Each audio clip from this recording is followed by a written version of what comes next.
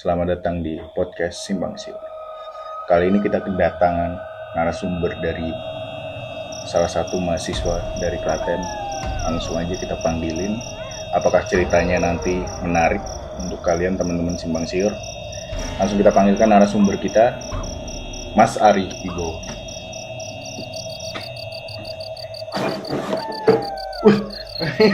Apa ya Mas? Selamat datang Mas Ari. Selamat. Gimana kabarnya Mas Ari? Alhamdulillah baik Mas. Gimana kesibukan tadi seharian? Ya begini aja Mas. Oke, mungkin sebelumnya boleh dikasih dikit sudut pandang nih Mas Ari. Buat teman-teman Simpang Siur, Mas Ari ini sebelumnya percaya nggak sih sama hal-hal mistis yang terjadi di kalangan masyarakat? Ya dibilang percaya nggak percaya ya harus percaya sih Mas. Kalau aku sendiri percaya karena memang di dunia ini nggak cuma manusia aja. Karena memang kita tuh ada dua bahasanya ya. Dua makhluk lah kayak ibarat manusia ya ada jin, ada setan. Karena memang itu ada di lingkup kita, tapi memang itu beda dunia aja seperti itu. Berarti Mas Ari percaya nih sama hal-hal yang berkaitan dengan hantu seperti itu? Dibilang percaya ya kembali lagi ke simpang siur itu lagi Mas. Oke, Percaya berarti tergantung percaya. ya kepercayaan masing-masing. Iya betul. Tapi mungkin karena di podcast kita ini bakalan nyeritain hal-hal yang mistis buat Mas Ari, pastinya udah ada dengan cerita mistis yang mungkin dialamin atau di lingkungan sekitarnya. Ada sih Mas. Kebetulan aku kan dari di daerah Klaten sendiri ya. Apalagi kan di daerah bukan ya di pinggiran kota, bahkan di desa ya paling ujung itu emang daerahnya emang sunyi, senyap ya. Hal-hal seperti itu emang udah biasa di kalangan di desa saya itu Masih asri lah ya. masih asring ya. Terus gimana Mas? Kalau di masyarakat sana percayanya seperti apa? Mistis. Kalau di masyarakat itu ya emang kebanyakannya ya masih percaya tentang hal-hal itu. Kayak contohnya kayak contoh kecil aja, kayak ada pohon lama udah tua, barangkali mau dijual atau mau dipotong lah intinya ya.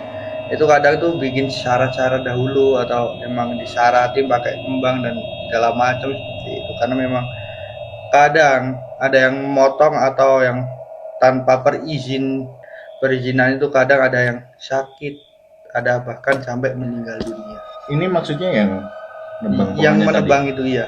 Oke, jadi berarti kepercayaan dari masyarakat itu kalau misal hal-hal seperti itu harus izin terlebih dahulu. Iya. Karena ya balik itu tadi yang Nah, di awal kita hidup berdampingan dengan hal iya seperti itu. betul.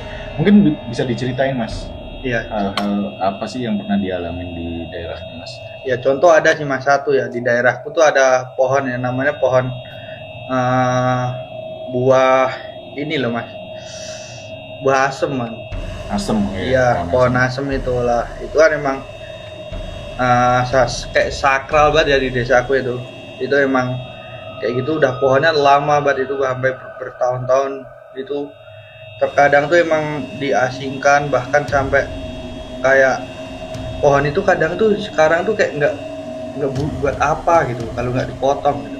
Tapi emang sekarang tuh ya di dunia sekarang di dunia digital kayak gini tuh emang ya udah kalau buat kayak gitu ya udah potong aja, kita ganti ke pohon yang lebih bagus yang bisa dijual, bisa bermanfaat lah. Nah tapi balik lagi ke zaman-zaman orang dahulu kayak gitu tuh ibarat disakralkan. Kalau memang mau motong atau buat keperluan lain tuh harus perizinan atau dibikin syarat-syarat dahulu izin sama yang di yang pohon, ada. tinggal di Iya pohon. seperti itu. Tapi untuk hal-hal mistis yang terjadi di pohon itu sebenarnya Ada apa sih Mas juga, yang pernah dialami sama masyarakat? ada juga kayak contoh ya Mas, itu di beda apa ya, di satu desa tapi beda Dusun. dusun ya. Itu ada kebetulan tuh itu pohonnya emang di pinggir jalan ya Mas ya. Iya. Pinggir jalan, tetapi memang mayoritas di kampung kan emang kalau asli situ tuh ya udah biasa aja. Tapi kalau emang ada orang asing atau orang pendatang, contoh kayak orang nikah, habis nikah itu yang laki atau perempuannya itu kan dari luar kan, bukan dari lingkup daerah situ. Lah itu tuh di situ terkadang itu tuh pasti dilihatin, entah itu perempuan atau anak-anak atau simbah-simbah tinggi, gondrong rambutnya seperti itu, Berarti dalam berbagai wujud. berbagai wujud itu di situ. Dan yang ditemuin itu orang-orang yang dari luar daerah Mas. Iya, mayoritas seperti itu Mas, karena memang kalau di asli situ mesti ya udah kayak udah tahu di situ tuh ada, mesti kayak lewat tuh permisi atau gimana. Kalau orang nggak tahu kan emang suatu nyelonong seperti itu sana sini ya, nggak tahu gitu. Tapi kalau kepercayaan di desanya Mas, kenapa sih orang-orang yang dari luar malah yang justru diliatin gitu? Iya kalau Apakah ada sejarah di sebelumnya di baliknya itu?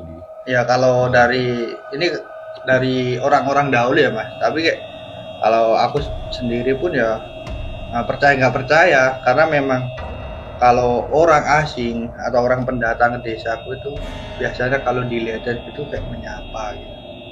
Oh, istilahnya selamat datang gitu ya mungkin ya Iya, di desanya Mas Ari ya. Mungkin ada cerita yang lebih ada juga Mas. intens dengan Iya, makhluk-makhluk seperti itu. ada. Contohnya di masku ya, masku ada. Masku kebetulan kan orang Jakarta ya. Ini Nah, kakak kandung atau ponakan, oh, ponakan. oke. Dan yang cewek ini mbak ponakanku, kebetulan mbak kan asli sini, asli daerah sini. Masku tuh daerah Jakarta. Dia tuh pernah rokokan di depan rumah nyantai ya malam-malam itu. Kebetulan tuh rumahku depannya itu udah jalan, Ya. depannya lagi udah kebun. Itu masih ada pohon jati, pohon asem, banyak lah, masih ibarat masih banyak pohon di situ. Nah di situ sampingnya itu ada masjid juga, sebelah kanan tuh masjid. Nah di situ pas masku rokokan ya, terus dalam sekitaran jam 12 malam itu kerokokan di depan. Itu awal-awal nikah Mas, tahu nggak tahu ya, dia lagi kerokokan dan segala macam, tiba-tiba itu di di masjid udah di kayak diperingatin, kayak ada orang lempar batu. Setia, setia. Ini batu beneran berarti. Iya, kayak orang lempar suaranya. Ini Sumpah. guys. Kayak ada orang lempar. Habis dari situ ya emas tuh ya udah paling kayak apa Nora iseng atau ranting yang jatuh atau apa ya. Ya, Ya. nggak percaya lah ya mungkin Iya. nggak percaya. Ya habis dari itu ya udah. Dari situ ya udah masih ngerokokan di depan rumah. Tiba-tiba ada orang tinggi besar, rambutnya panjang di depan. Oh iya. Iya, di depan rumah, itu pas di depannya. Tapi di seberang jalan ya, bukan langsung di depan rumahnya, enggak, di depan jalan. Nah, dari situ tuh masku ya kayak kaget aja. Kaget ya udah baca-baca doa-doa dan segala macam itu, habis itu ya udah masuk ke rumah. Tiba-tiba ya Mas, mau tidur itu di atasnya itu ada kayak sosok kuntilanak. Ini berarti desanya Mas Ari ini karena masih asri ya teman-teman Simpang Siur, masih rindang, masih ya istilahnya di desa, salah satu desa di Klaten. Maka dari itu hal-hal yang seperti itu masih kental ya teman-teman. Iya.